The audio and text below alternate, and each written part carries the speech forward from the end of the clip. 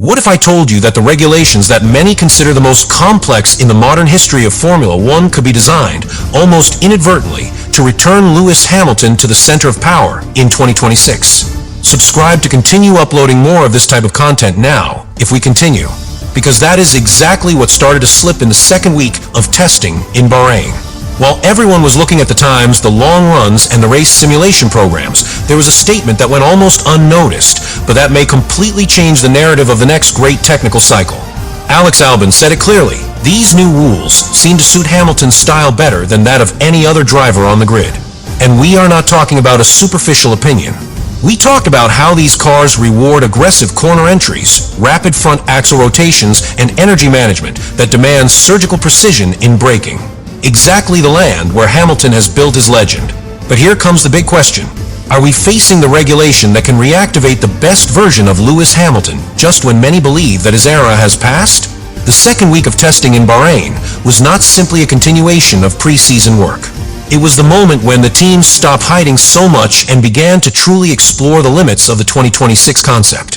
And in the midst of long simulations, energy management, and fine balance analysis, an uncomfortable conclusion began to take shape for some and very exciting for others. This regulation changes the way of driving.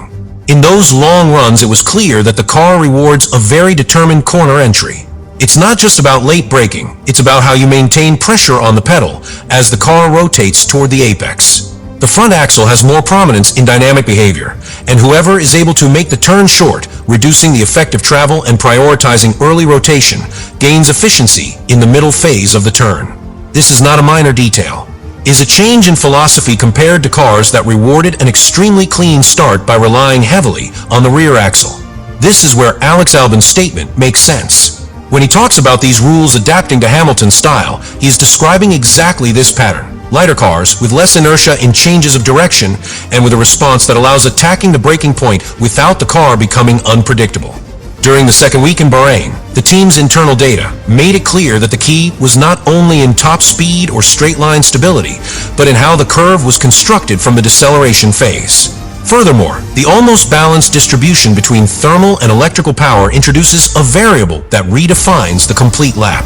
The management of the boost, the moment in which you recover energy, and how you avoid clipping on a straight line depend directly on what you do before touching the apex. If you go in too conservative, you lose rotation and force the hybrid system to compensate later. If you enter aggressively but controlled, you can position the car better, reduce time in the center of the corner, and manage the electrical deployment more intelligently. It's a technical domino effect.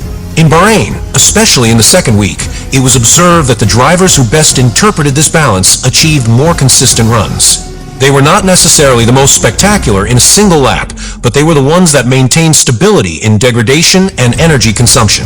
And this is historically favorable territory for Hamilton. Fine reading of the limit, sensitivity in the brake, ability to modulate the gas without causing excessive overheating, and above all, strategic understanding of the available energy. Another relevant point is the reduction in weight and size of the car. Although the difference is not radical, it does affect the way the car changes direction in quick sequences. Less mass means less inertia, and less inertia means the rider can cause rotation more decisively without punishing the front tire as much. In the recent past, heavier cars penalized that aggressive style because the energy transferred to the tire was greater. With this new approach, that aggressiveness is more aligned with optimal performance. Therefore, what happened in the second week in Bahrain was not simply another technical evaluation. It was the first real evidence that the 2026 regulation can tip the balance towards a very specific type of driver. And when that profile fits almost perfectly with the historical virtues of a 7-time world champion, the conversation stops being theoretical. Hamilton has been critical of the complexity of these rules, yes. He has pointed out how demanding energy management will be and how difficult it is to find the right window. But at the same time, what was seen on the track suggests that once the system is understood, the car rewards exactly what has always been part of its competitive DNA: attacking the entry, controlling the rotation, and constructing the lap from intelligence, not just from power. What those days made clear was not just a matter of sensations behind the wheel. It was a technical pattern. The cars punish drivers who depend on an extremely stable rear to build the perfect start much more. With the new energy distribution and the constant requirement for electrical recovery, the return is no longer optimized only from the apex forward, but from braking backwards. That is, time begins to gain before the car even points inside the curve. In Bahrain, it was observed how lift and coast management ceased to be a simple savings tool and became an active part of performance. The driver who knows how to anticipate braking, modulate the pressure, and maintain rotation without blocking or overloading the front axle can completely reconfigure the energy distribution for the next straight. This changes the mental map of the return. It is no longer just attacking sectors, it is to design the energy available for each phase. And that is where the figure of Hamilton acquires an enormous strategic dimension. Because if something has characterized his career, it is his ability to adapt to complex hybrid systems and convert management into competitive advantage. It is no coincidence that during the previous hybrid era, he was one of the pilots most involved in fine-tuning engine modes and energy deployment. In a regulation where almost 50% of the power depends on the electrical part, this knowledge stops being complementary and becomes central. This can make a huge difference between young drivers who rely more on pure aggression and those who combine aggression with calculation. Hamilton has always been extremely strong when the car allows him to play with the front limit, when he can feel the exact point at which the tire begins to slide without breaking the grip. In Bahrain, several drivers struggled with precisely that transition point, but when the car was properly balanced, the incisive input style was seen to generate better microsectors. Furthermore, there is another element that cannot be ignored, the psychological context. Hamilton arrives at this new era after years where the regulations did not always favor his natural style. If now the car once again rewards controlled aggressiveness in braking and early rotation, we are talking about a possible reunion between driver and technical concept. And when that happens in Formula One, the impact is not gradual, it is explosive. And then we get to the point where all this stops being a simple technical theory seen in the second week of Bahrain and becomes a real warning for the rest of the grid. Because if the 2026 regulation really rewards controlled entry aggression, rapid front axle rotation, and intelligent power construction lap after lap, then we're not just talking about adaptation. We are talking about structural advantage.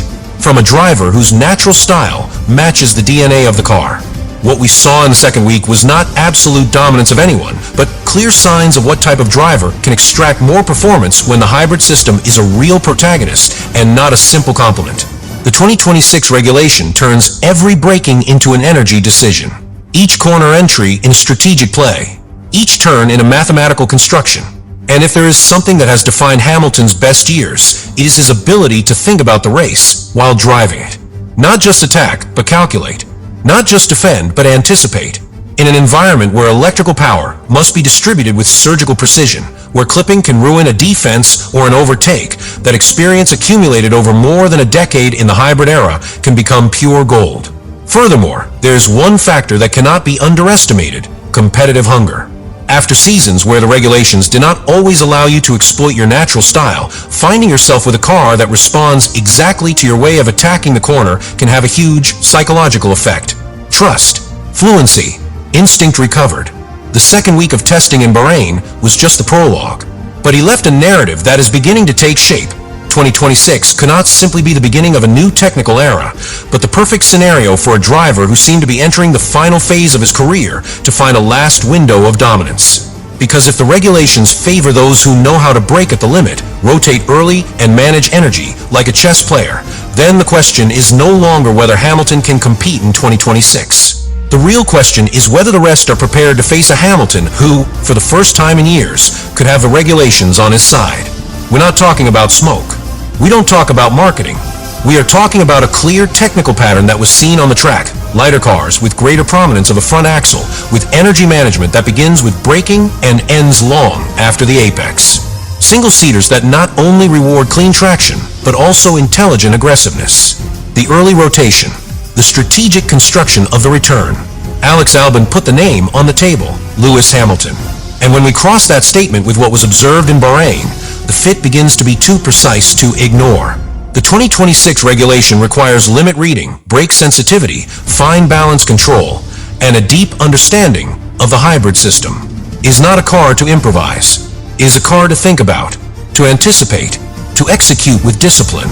If Ferrari manages to fully understand the performance window of this package, if it manages to stabilize the aerodynamic behavior and allow that incisive input without excessive tire penalty, then we will not be talking about adaptation. We will be talking about perfect alignment between driver and technical concept. The second week in Bahrain did not decide championships, but it did leave a sign. A sign that 2026 may not simply be a regulatory reset, but a historic opportunity. An opportunity for a driver who has already won everything to find a scenario designed, almost surgically, for his natural virtues. Subscribe to continue uploading more of that content. Now you really think about all this.